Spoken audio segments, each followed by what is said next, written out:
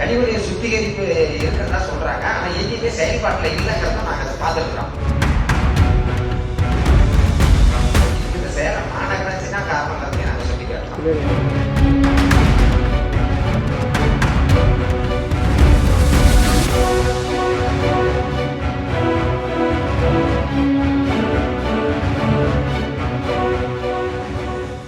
Sir, என் பேர் செல்வராஜ்.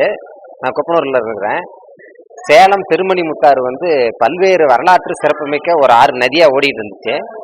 இப்போவும் ஒவ்வொரு ஆண்டும் 2 to 3 டிஎம்சி தண்ணி இந்த மழை காலத்தில் இந்த ஆற்றுல இருக்கிற தண்ணி போயிட்டு இருக்குது. இது போய் நன்சை இடையாறில் கலக்குது. சேலம் ஏற்காட்டில் வசம்பாடிங்கிற இடத்துல தான் ஸ்டார்ட் ஆகுது. இதை பற்றி நாங்கள் பல வருஷமாக சுற்றுச்சூழல் பற்றி, நீரினுடைய ஆதாரத்தை பற்றி, நீரினுடைய தேவையை பற்றி, இந்த ஆற்றினுடைய பாதுகாப்பு பண்ணி நாங்கள் பல முறை கோரிக்கை கொடுத்துருக்குறோம். ஆனால் யாருமே இந்த ஸ்மார்ட் சிட்டி திட்டத்திலேயே கூட இந்த நதியை சுத்தப்படுத்துறதுங்கிற நோக்கத்தில் தான் இந்த திட்டமே வந்துச்சு. இந்த திட்டத்தில் என்னன்னா, ஒவ்வொரு மண்டலத்துக்கும் ஒவ்வொரு மழைநீர் சுத்திகரிப்பு நிலையம் இருக்கணும். அந்த நிலையத்துல தான் சாக்கடையெல்லாம் கொண்டாந்து கனெக்டிவிட்டிவா கொடுத்து அங்கே கிளீன் பண்ணி தான் நம்ம ஆற்றுல விடணும்னு சொல்லி அந்த திட்டத்தினுடைய நோக்கமே இருக்குது. ஆனால் இப்போ எங்கேயுமே அந்த மாதிரி செயல் நடக்கல.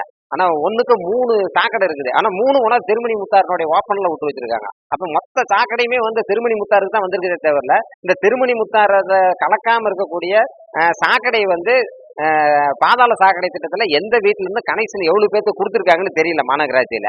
இப்படி உண்மையா முறையா அதுல கனெக்ஷன் கொடுத்துருந்தா இந்த சாக்கடை எவ்வளவு தூரம் நம்ம திருமணி முத்தாருக்கு வராது. சேலத்துல இன்னைக்கெல்லாம் மழை பெஞ்சு அருமையா தண்ணி ஓடிட்டு இருக்கு. இந்த தண்ணிலாம் இன்னைக்கு உண்மையிலே கண்கொள்ளா காட்சியா இருந்திருக்கும்.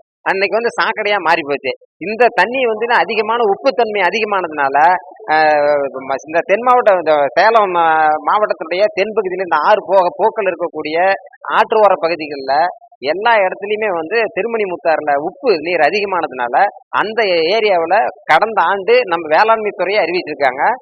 விவசாயம் சோளத்தையும் இந்த கரும்பு தென்னமரத்தையும் தவிர வேற எதுவும் விளையாது அப்படின்னு அறிவிச்சாங்க. அந்த உப்புத்தன்மை அளவுக்கு அதிகமாக போயிடுச்சு. 2.5 இருந்து 5.7 வரைக்கும் போயிடுச்சு. இந்த அளவு உப்பு தன்மை ஆயிப்போச்சுன்னா எந்த விவசாயம் வராது. இப்போ நீங்க அந்த பக்கம் விவசாயிகள் நீங்க கேட்டு பாருங்க. அந்த நெல் நட்டாங்கன்னா அந்த மழை பெஞ்சிக்கிட்டே தொடர்ச்சியா பயிர் நட்டதுல இருந்து ஒரு 10 நாள் 15 நாள் மழை பெஞ்சிக்கிட்டே இருந்தா தான் மாநகராட்சி இந்த திட்டத்தை முழுமையா செயல்படுத்தணும். முழுமையா செயல்படுத்தினா ஒவ்வொரு மண்டலத்திலையும் சுத்திகரிப்பு நிலையத்தை செயல்பாட்டு கொண்டு வரணும். செயல்பாட்டிலே இல்ல. இந்த அப்படி இல்லாத மண்டலத்தில் இருக்கக்கூடிய ஒவ்வொரு மண்டலத்திலும் ஒரு சுத்திகரிப்பு கழிவுநீர் சுத்திகரிப்பு நிலையத்தை அமைத்து அந்த சுத்திகரிப்பு நிலையம் முழுமையா செயல்பாட்டுக்கு வரணும். ஒவ்வொரு வீட்டில இருந்தும் சாக்கடை பாதாள சாக்கடையில கனெக்டையும் கொடுக்கணும்.